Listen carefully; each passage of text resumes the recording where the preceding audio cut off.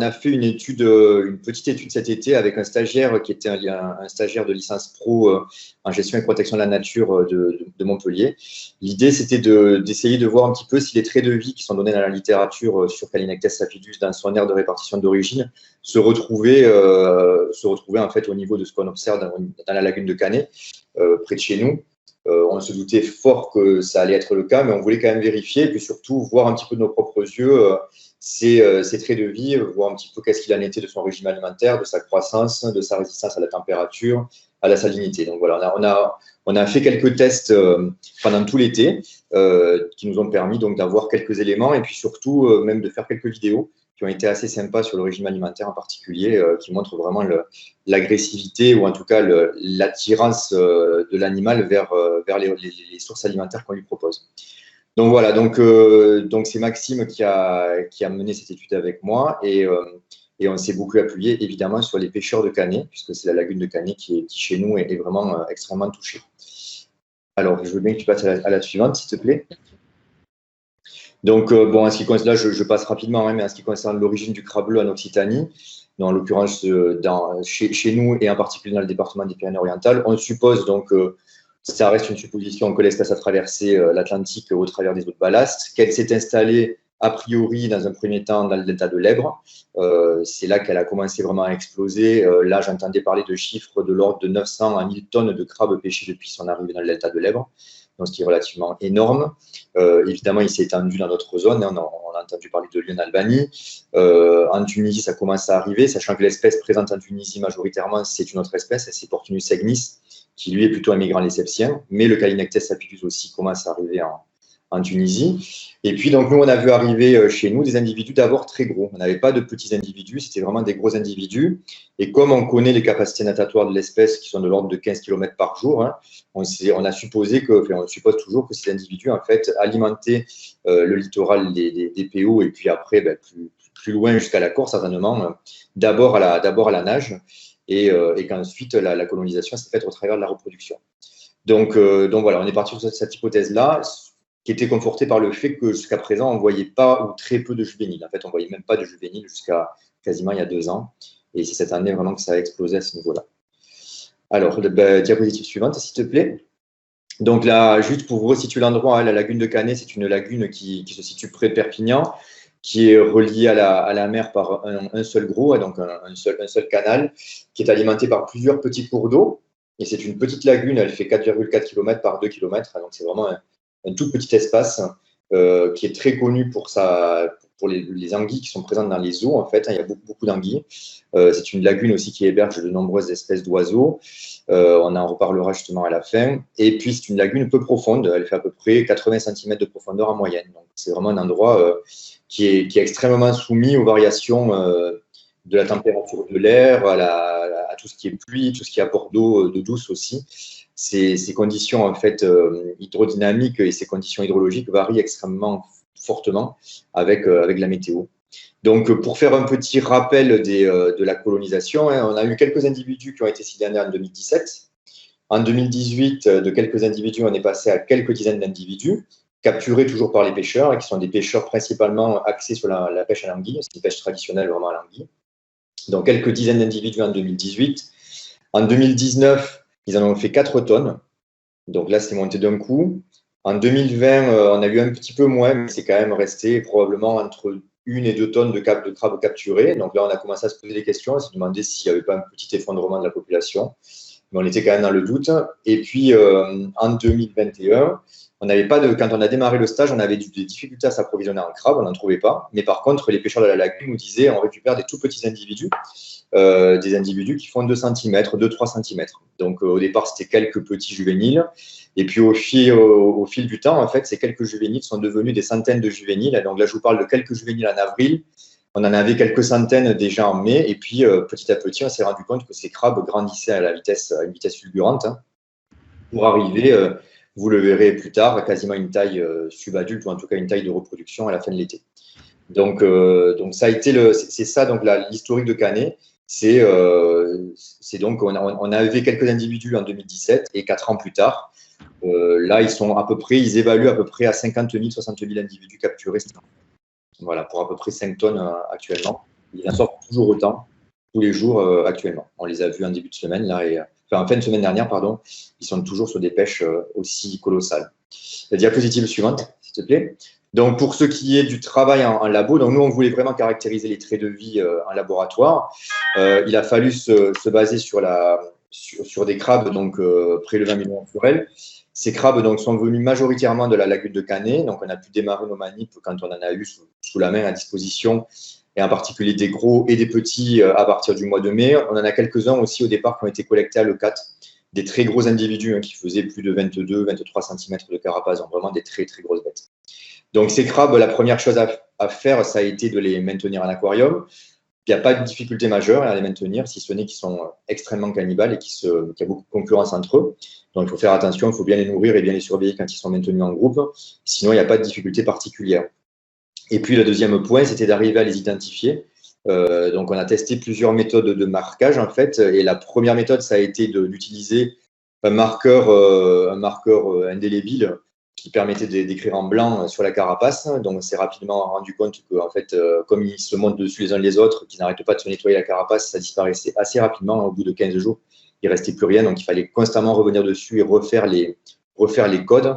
Et donc, finalement, on est passé, en tout cas pour les gros individus ou les individus moyens, sur la mise en place de Serflex avec une étiquette accrochée à la pince, donc à l'endroit, à la pliure de la pince, qui ne les gênait pas du tout. On a encore des individus qui portent ça après plusieurs mois et il n'y a eu aucun problème. Donc, voilà pour tout ce qui concerne le marquage. Diapositive suivante, s'il te plaît. Donc, c'est celle d'avant, je pense. Oui, non, pardon, excuse-moi, c'est celle-ci. Voilà, vas-y, tu peux y aller. Donc, on a travaillé en aquarium. On avait plusieurs modèles, plusieurs types d'aquariums à notre disposition. Des aquariums de 450 litres qui ont permis de faire des tests d'alimentation et les tests de température. Donc, tout simplement, des aquariums à circuit fermé avec un groupe froid et une résistance chauffante contrôlée simultanément par un contrôleur électronique, qui permettait d'avoir vraiment une stabilisation de la température. Et puis des bacs plus petits pour le suivi de la croissance, donc des bacs de 125 litres qui nous ont permis de suivre la croissance à des températures différentes. Et puis tous les individus étaient stockés dans un bassin de stockage avec des paniers, parce que certains individus avaient tendance à consommer les autres, donc on a séparé les plus agressifs. Voilà, c'est la diapositive suivante. Voilà, donc on s'est intéressé à 5 points en particulier. Donc, essayer de caractériser le régime alimentaire en milieu naturel, même si on avait des très gros doutes sur la réussite de cette évaluation, vu qu'on ne voulait pas partir sur la détermination ADN en fait, des aliments, mais sur une dissection. Donc, on a quand même fait ça. On s'est basé ensuite sur des tests en termes de régime alimentaire en aquarium. Donc là, l'idée, c'était de présenter des aliments aux crabes et de voir un petit peu quelle était leur réaction par rapport à ça. Réaction qui était filmée, en fait, par une GoPro, puisque quand on les nourrissait en présence d'un expérimentateur, ils n'avaient pas une réaction qui était immédiate. Il fallait quand même pas mal de temps pour qu'ils se mettent en mouvement pour aller sur la proie. Donc ça, c'est le deuxième point. Ensuite, on a fait un suivi de la croissance en milieu naturel. Donc ça s'est fait en collaboration avec Léna Croisier, qui était une étudiante de l'Université de Corté, qui a travaillé sur le suivi des captures dans nos lagunes, donc Canet, Le Cat, La Palme. On pourra dire quelques mots à la fin aussi de ces résultats. Donc ça s'est basé sur les captures des pêcheurs avec la mise à disposition des crabes pour qu'on puisse les mesurer sur place. Ensuite, on a fait une évaluation de la croissance en aquarium. On voulait surtout voir si on arrivait à obtenir des mues en aquarium, puisque jusqu'à présent, moi, j'en avais depuis 3 ans là en bac, on ne voyait pas de mues sur des gros individus. Donc là, on voulait voir sur des individus de taille plus réduite si on voyait des mues. Et puis enfin, on a voulu tester l'effet de la température et de la salinité sur la survie, voir donc quels étaient un petit peu les extrêmes auxquels ce crabe était capable de résister. Voilà. Donc, pour ce qui concerne la caractérisation de l'alimentation en milieu naturel, on a récupéré des crabes juste après la pêche. Très rapidement, on les a congelés de manière à éviter la poursuite de la digestion, et on a essayé de faire des dissections. Il s'avère qu'en fait, dans le tractus digestif, on ne trouve rien qui soit vraiment exploitable. Tout est vraiment broyé très finement. Même pour faire la différence entre du végétal et de l'animal, ce n'était pas évident du tout. Donc, on a rapidement abandonné ça comme je le craignais. Par contre, dans le contenu digestif, on a trouvé un otolithe qui semblait être, ça semblait être un otolithe d'anguille. ce qui paraît finalement pas étonnant, puisque dans les captures de crabes, au début de l'été, on avait quand même beaucoup aussi d'anguilles qui étaient coupées en morceaux. Et donc, on suppose que dans les filets, ils consommaient les anguilles sans aucun problème. Donc, concernant cette caractérisation de l'alimentation en milieu naturel, tous ceux qu'on a disséqués avaient les estomacs qui étaient pleins, ça c'est clair, ils se nourrissent, là, il n'y a aucun problème. Par contre, arriver à déterminer les proies, ce n'était pas évident et il faut passer probablement sur des méthodes qui seront des méthodes biochimiques ou en tout cas des méthodes basées sur la biologie moléculaire pour arriver vraiment à caractériser un petit peu ce qu'ils mangent dans la lagune. Sachant qu'il n'y a pas tellement d'algues dans cette lagune, en fait, c'est une lagune riche en anguilles, riche en crabes verts, riche en plein d'espèces, mais c'est vrai qu'elle n'est pas très, très peuplée par des algues. Voilà. Diapositive suivante, s'il te plaît. Alors, en ce qui concerne les tests réalisés en aquarium, donc on a présenté les aliments successivement. En fait, on n'a pas présenté les aliments de manière simultanée, tout simplement parce que quand les animaux se mettent en chasse, ils deviennent extrêmement actifs, ils mélangent tout. Ça fait un gros fouillis dans l'aquarium, donc c'était complètement impossible de voir s'il y avait des préférences qui pouvaient être détectées. Et on n'avait pas un bassin suffisamment grand pour pouvoir faire des spots en fait, d'attraction. Donc, on les a testés les uns après les autres, mais en mesurant le temps de réaction et en regardant un petit peu jusqu'à quel point ils étaient capables de consommer l'aliment. Donc, ce qui sort en priorité, ça va être tout ce qui est accessible facilement. Hein. Donc, quand il n'y a pas besoin de décortiquer, quand il n'y a pas besoin de casser, ils vont se jeter très rapidement sur l'aliment et le manger. En fait, ça, c'était clair. Donc, des moules décongelés, des coquillets, ça c'était l'alimentation de base. C'est d'ailleurs avec ça qu'on continue à les alimenter actuellement, hein, ceux qu'on a toujours en aquarium. On leur a aussi donné des moules avec coquilles, donc des grosses, hein, vraiment des moules adultes, taille maximale. Les gros individus les explosent sans aucun problème. Ils les cassent en deux et puis ils consomment l'intérieur de la moule sans aucun problème. On a fait pareil avec des huîtres. Donc, on a essayé avec des huîtres congelées de manière à ce qu'elles soient entrouvertes. Les huîtres congelées entrouvertes, évidemment, elles ne font pas un pli. Hein, très rapidement, ils les consomment sans aucun souci. Et les huîtres non congelées, donc les huîtres vivantes, jusqu'à une taille de 7-8 cm, ils arrivent en fait à casser la coquille et puis ensuite à consommer l'animal. Alors là, en fait, contrairement aux moules où ils explosent la coquille carrément d'un coup de pince, là, en fait, ils récupèrent l'huître et ils la rongent jusqu'à arriver à percer la coquille et ensuite à en avaler le contenu.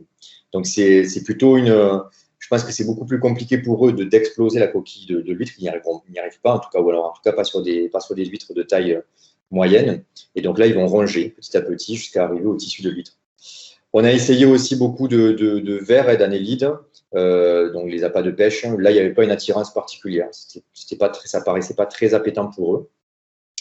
La sardine, tout type de poisson, là, c'est extrêmement appétant. Ils sont hyper actifs quand on leur met du poisson, bien évidemment, et en particulier des sardines.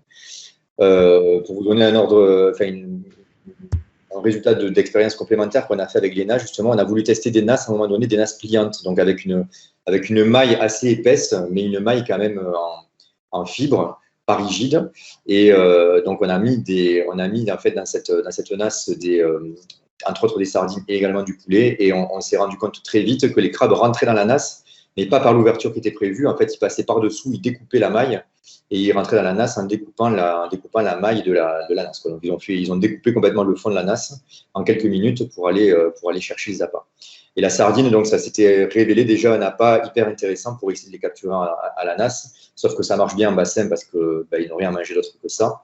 Mais en milieu naturel, a priori, les nasses ne sont pas très, très efficaces. Les casiers ne sont pas très efficaces. Donc, voilà pour la sardine. Crevettes décongelées et décortiquées. Donc là, c'est des grosses, hein, c'est des gambas. Il reste rien, en fait, sur les crevettes. Que ça soit le rostre, enfin, ils vont jusqu'au bout. Crevettes et gambas, c'est pareil. Ils peuvent les disséquer, enfin, les casser en morceaux, les couper en morceaux et manger toute la carapace. Il ne reste rien des gambas. Donc, ça leur pose pas de problème. Et puis ensuite, on a voulu tester, parce qu'on avait vu sur des vidéos que dans le data de lèbres, ils utilisaient les cuisses de poulet, ou en tout cas des os de poulet qu'on n'a pas. Et là, effectivement, c'est hyper appétant pour eux, ils se jettent dessus et ils dilacèrent le poulet sans aucun problème. Donc, voilà, on a affaire à un crustacé classique, mais qui en tout cas n'a pas grand-chose qui lui fait peur d'un point de vue alimentaire. Quand ils sont affamés, ils se jettent sur leur proie et puis ils arrivent à consommer à peu près tout sans aucun problème. Donc, voilà. Alors, diapositive suivante. Alors, là, c'est le suivi de la croissance en milieu naturel. Donc, ce qui s'est passé, c'est que cette année, donc, comme je vous le disais, on a eu des signalements de juvéniles au début du printemps, en fait, vers le mois d'avril. Là, le nombre de juvéniles est monté un petit peu en flèche avec des animaux qui faisaient 2 cm. Et puis, au fil des collectes faites par les pêcheurs, on voyait la taille de ces crabes en fait, qui augmentait. Alors, je ne dirais pas de semaine en semaine, mais de 15 jours à 3 semaines, en 15 jours à 3 semaines. Donc, il y avait vraiment un effet vraiment visible de la croissance. Et donc, là, vous avez une photo qui illustre à droite les individus au début du mois d'avril-mai, on va dire. Hein. Là, on est début de notre période de collecte. Et puis, le même 3 mois plus tard. Donc, vous voyez un petit peu ce que ça peut donner. Ça grandit extrêmement vite. Et le problème, c'est qu'à cette taille-là, et même un petit peu en deçà de la taille que vous avez à gauche, ces animaux se reproduisent et on trouve des femelles grainées. Donc, ce n'est pas très bon signe, puisque nous, on avait l'impression qu'il n'y avait que des très gros individus qui pouvaient se reproduire. En fait, pas du tout, puisque même des individus de taille moyenne, maintenant, se reproduisent. Avec la question, justement, derrière, la question que posait Pierre Noël, hein, qui était de savoir s'il y avait une mue terminale après la reproduction ou pas. Oui. Donc, nous, en bassin, on n'a plus vu, après que des femelles, qu'on ait récupéré des femelles grainées, on n'a pas vu de mue ensuite. Mais c'est vrai que la question reste en suspens. Là, on voit beaucoup actuellement de femelles grainées dans la lagune. On se demande si elles vont continuer à grandir ou pas. Voilà. Et puis, alors, juste. La taille de ces femelles grainées, Pardon ? La taille de ces femelles grainées où tu te poses des questions si elles vont continuer à grandir, parce que les individus qui font 27 cm.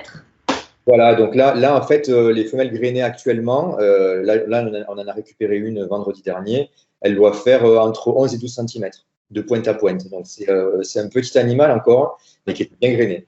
Voilà, donc on est vraiment sur des individus qui sont quasiment de taille juvénile, mais qui se reproduisent.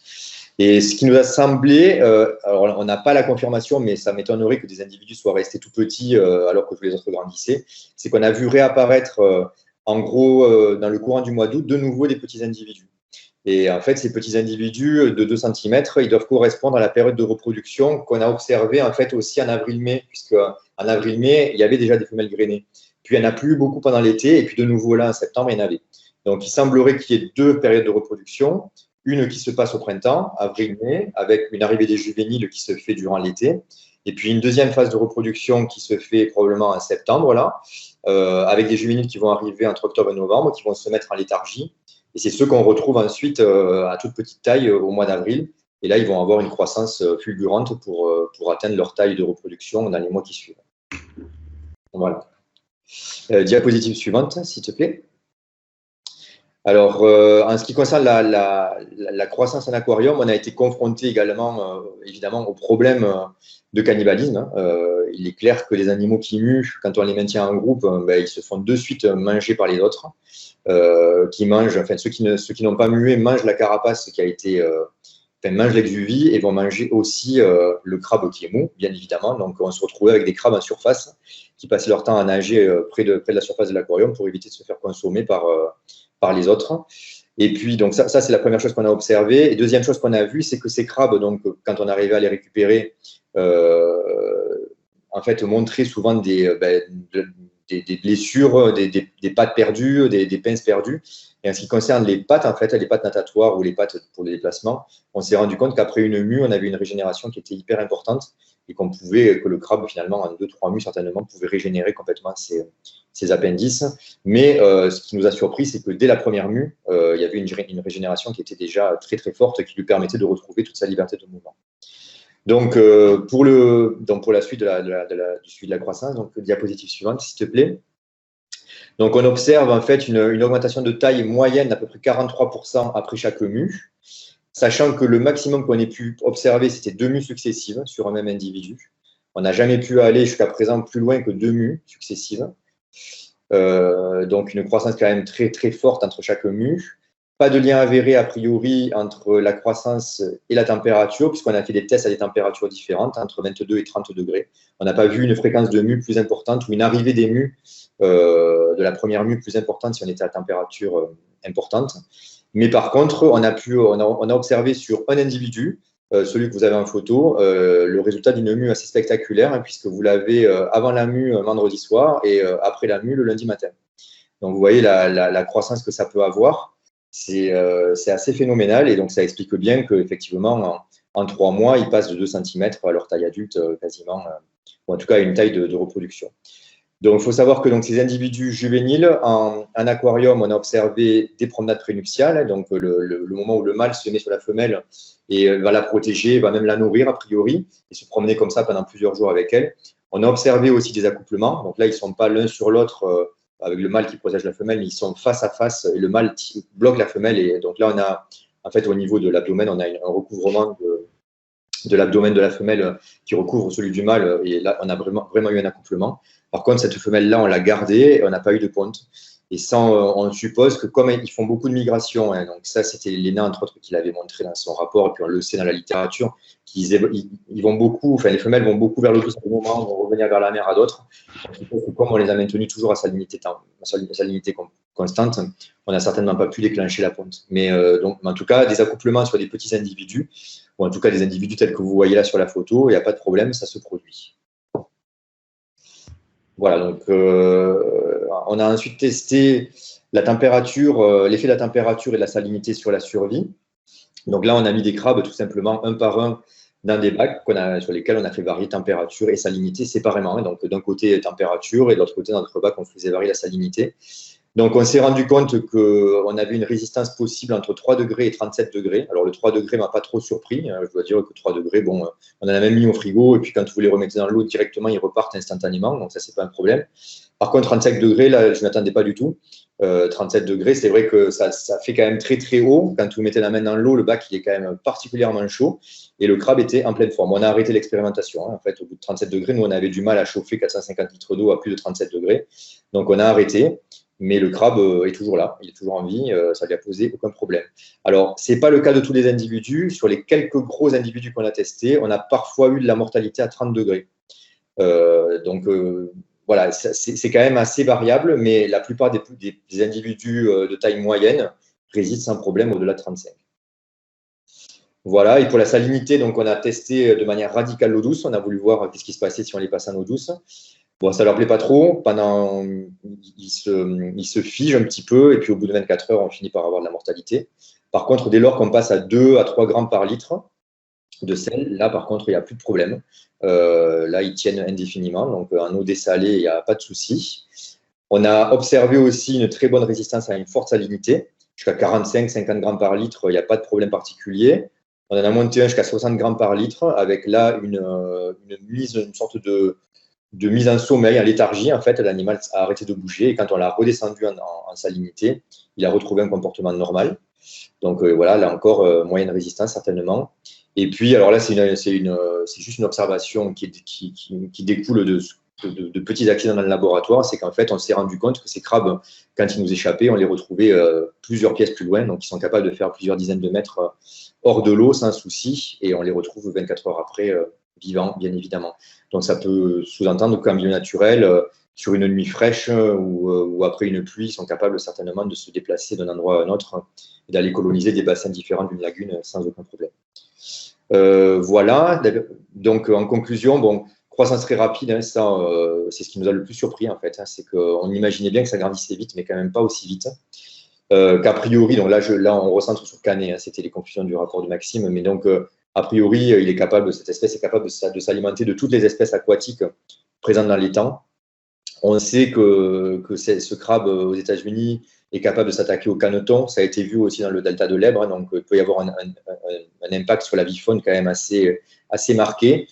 L'étang de Canet, chez nous, il est caractérisé par une grosse population de flamants roses. Il n'y a plus de flamants roses sur l'étang de Canet. Cet été, ils allaient en mer, en fait. Ils se retrouvaient sur les plages. Donc, on suppose qu'il y a un problème là au niveau de la chaîne trophique. Il y a dû y avoir un déséquilibre qui fait que les flamands n'arrivent plus à trouver leur nourriture ou ils sont dérangés par les crabes. Mais ça, j'y crois moyen quand même. Mais toujours est-il qu'il y a quelque chose qui se passe puisque les flamands ne vont plus sur la lagune actuellement, alors qu'ils étaient vraiment très présents. Bon, on a vu que donc ils résistent entre 2 et 37 degrés, que la salinité ne leur pose pas de problème. On va jusqu'à des extrêmes. Donc finalement, la conclusion, c'était de dire qu'en gros, pour une lutte biologique qui serait basée sur ces traits biologiques et sur une faiblesse de certains de ces traits, a priori à ce stade-là, il n'y en a pas. Et que donc là, chez nous, dans l'urgence à Canet, vu ce qui se passe, on a milité pour que les pouvoirs publics mettent en place des moyens pour rémunérer les pêcheurs pour qu'ils puissent continuer à pêcher ce crabe en quantité, vu qu'ils ne pêchent plus rien d'autre. Donc ça, je ne vous l'ai pas dit, hein, mais au début de la période d'études, on avait très peu de crabes bleus, on avait des grosses poubelles de crabes verts qui sortaient tous les jours et des grandes quantités d'anguilles. Là, à la fin de l'été, il n'y avait plus une anguille, plus un crabe vert et uniquement du crabe bleu.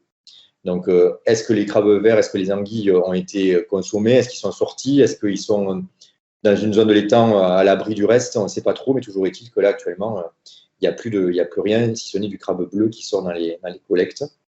Et puis, notre problème, c'est que, a priori, le seul prédateur qui existe, c'est le poulpe. Le poulpe est peut-être la sèche. On l'a testé, c'est un aquarium, évidemment, aucun problème pour qu'un poulpe mange un crabe bleu. Ça, on l'a vu, on l'a même filmé. Voilà, c'est un crabe comme un autre pour lui. Par contre, évidemment, il n'y a pas de crabe dans les lagunes, ou en tout cas pas dans celle de Canet chez nous.